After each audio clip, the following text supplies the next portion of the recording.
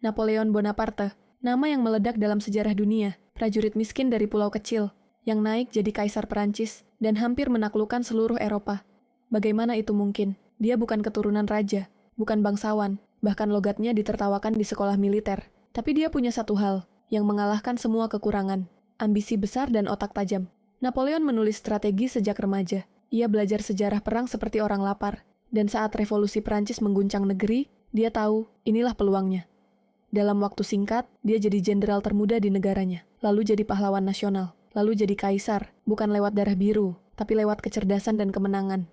Tapi cerita Napoleon bukan cuma soal kemenangan. Ia juga mengalami kekalahan, pengkhianatan, dan pengasingan. Ia dibenci, dicintai, ditakuti, dan dikagumi. Jadi, siapa sebenarnya Napoleon Bonaparte? Apa yang membuatnya abadi dalam sejarah?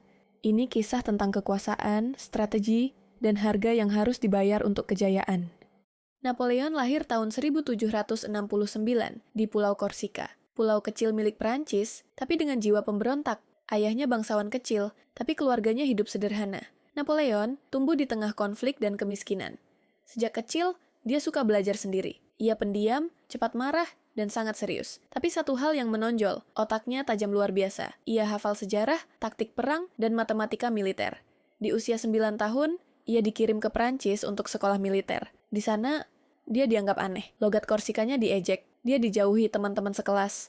Tapi Napoleon tidak peduli. Dia belajar lebih keras dari siapapun. Dia membaca buku strategi perang, biografi raja, dan filsafat. Ia ingin satu hal, naik setinggi mungkin. Di usia 16 tahun, dia lulus jadi letnan artileri. Masih muda, tapi sudah tahu betul apa yang ia inginkan. Dan saat revolusi Prancis meletus, Napoleon melihat peluang besar. Negara kacau, kekuasaan runtuh, dan itulah saatnya orang biasa bisa jadi luar biasa. Napoleon bersiap untuk maju. Tahun 1789, revolusi Prancis dimulai.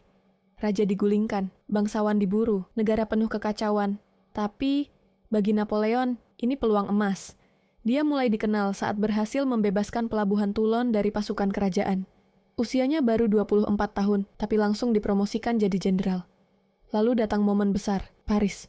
Kerusuhan pecah, pemerintah diserang, Napoleon diminta bantu. Dia arahkan meriam ke arah pemberontak, dan tembak tepat sasaran. Kota tenang, pemerintah aman, Napoleon jadi pahlawan nasional. Setahun kemudian, ia ditugaskan ke Italia. Pasukannya lemah, kekurangan makanan, dan nyaris putus asa. Tapi Napoleon memompas semangat mereka. Dia tidak duduk di belakang, dia ikut jalan kaki, makan roti keras, dan tidur di tanah. Dalam waktu singkat, ia menaklukkan wilayah demi wilayah, lawan yang lebih besar pun hancur. Dia ubah peta kekuasaan Eropa hanya dalam hitungan bulan. Taktiknya cepat dan mematikan. Ia gerakan pasukan dengan kecepatan luar biasa. Serang pusat musuh, putus jalur suplai, dan tekan psikologi lawan. Kemenangan di Italia membuat namanya meledak di seluruh Prancis. Ia dijuluki penyelamat Republik. Tapi Napoleon belum puas. Ia ingin lebih. Ia ingin membentuk sejarah, bukan sekadar tampil di dalamnya. Dan satu hal yang dia tahu, kemenangan militer adalah tiket menuju kekuasaan. Tahun 1799, pemerintahan Prancis lemah, korupsi di mana-mana, rakyat lelah. Napoleon pulang dari Mesir dan melihat celah. Ia memimpin kudeta, menggulingkan pemerintahan, dan jadi pemimpin baru, bukan raja, tapi konsul. Tapi itu belum cukup. Tahun 1804, di hadapan Paus dan seluruh Eropa, Napoleon menyatakan diri sebagai Kaisar Prancis. Ia ambil mahkota dari tangan Paus dan meletakkannya sendiri di atas kepalanya. Aku naik karena diriku sendiri, bukan karena restu siapapun. Setelah itu, ekspansi besar dimulai. Prancis menyerang Austria, Rusia, Prusia, dan Spanyol. Kemenangan demi kemenangan diraih. Di Austerlitz, Napoleon mengalahkan 2 kekaisaran sekaligus. Itu dianggap salah satu pertempuran paling brilian dalam sejarah militer. Ia ubah hukum, bentuk aliansi, dan tanamkan pengaruh Prancis ke seluruh Eropa. Dia ubah wajah dunia lama. Raja-raja tua digantikan oleh sistem baru. Dan di tengah semua itu, berdiri satu orang, Napoleon.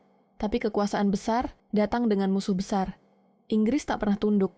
Rusia mulai bangkit, dan kesombongan mulai mengaburkan logikanya.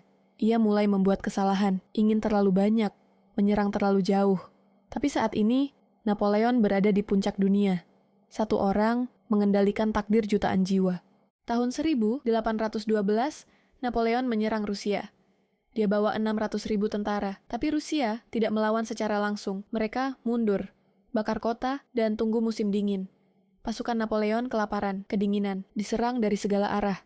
Hanya sekitar 100.000 yang pulang hidup. Itulah awal dari akhir. Koalisi negara Eropa bergabung, Prancis mulai kalah di mana-mana. Tahun 1814, Paris jatuh. Napoleon dipaksa turun takhta. Dia diasingkan ke Pulau Elba. Tapi Napoleon belum selesai. Hanya setahun kemudian, dia kabur dari Elba, mendarat di Prancis.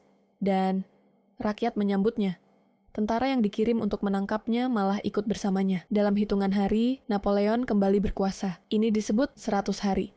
Tapi kekuatan lawan terlalu besar. Di pertempuran Waterloo, ia dikalahkan total oleh Inggris dan sekutunya. Napoleon menyerah. Kali ini, dia diasingkan jauh ke Pulau Saint Helena di tengah Samudra Atlantik. Di sana, dia hidup dalam pengawasan ketat. Menulis memoar, merenung, dan akhirnya meninggal dunia tahun 1821. Bukan di medan perang, tapi dalam sunyi, di pengasingan. Napoleon mati dalam pengasingan, tapi warisannya hidup selamanya. Ia bukan sekadar jenderal atau kaisar, ia adalah simbol dari kekuatan ambisi, kecerdasan taktis, dan perubahan sosial.